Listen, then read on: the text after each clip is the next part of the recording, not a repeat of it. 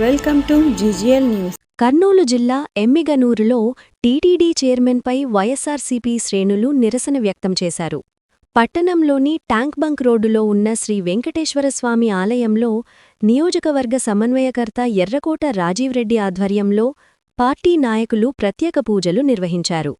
ఈ సందర్భంగా మాట్లాడిన రాజీవ్రెడ్డి, టీటీడీ చైర్మన్ బీఆర్ నాయుడుకు సంబంధించిన వీడియోలు సోషల్ మీడియాలో వైరల్ కావడం పట్ల ఆగ్రహం వ్యక్తం చేశారు.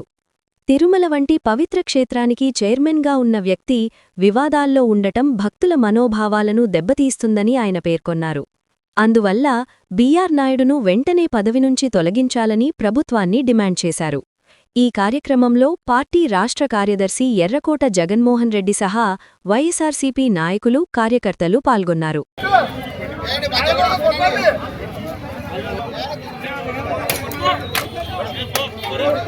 మన ఎమ్నూరు నియోజకవర్గంలో ఈరోజు బీఆర్ నాయుడుకు అగేన్స్ట్గా పెద్ద ఎత్తున మనం ర్యాలీ జరగడం జరిగింది. ఎందుకంటే మనం మంచిగా ఆలోచిస్తే ఈ కూటమి ప్రభుత్వంలో బీఆర్ నాయుడు గారు చేస్తున్న తప్పులన్నీ కూడా కనిపిస్తూ ఉన్నాయి. ఏ రకంగా అంటారా, సోషల్ మీడియాలోనే కాకుండా వాళ్ళ ఓన్ వీడియోస్ కూడా వైరల్ అయినాయి. దాన్ని కప్పిపుచ్చుకోవడానికి మేము నేస్తున్నాము. 35 నుంచి మా కుటుంబాలన్నీ కూడా మేము ఫ్రెండ్స్ అని కూడా చెప్పుకొని తిరుగుతూ ఉన్నాడు. కానీ అక్కడ మీరు చూసినట్టయితే అది ఒక ఫ్రెండ్షిప్ లాగా లేదు, అది ఒక నార్మల్ ఫ్రెండ్స్ ఉండే వీడియో అయితే కాదు. దానికి అగేన్స్ట్గా ఆయన, అది కాక ఆయన చైర్మన్, టీటీడీ బోర్డ్ చైర్మన్ అంటే ఇప్పుడు వరకు వరల్డ్లోనే అతిపెద్ద దేవస్థానం ఏదన్నా ఉందంటే అది తిరుమల తిరుపతి దేవస్థానమే.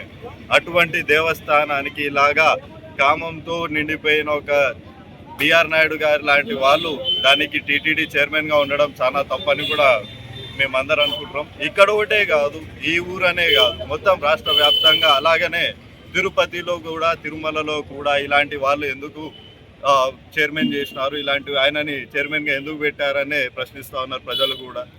అదొక్కటే కాక ఈ కూటమి ప్రభుత్వంలో మన చంద్రబాబు నాయుడు గారు కూడా ఏం నిరూపించాలనుకుంటున్నారో కూడా మాకు తెలుసుకోవాలని ఉంది.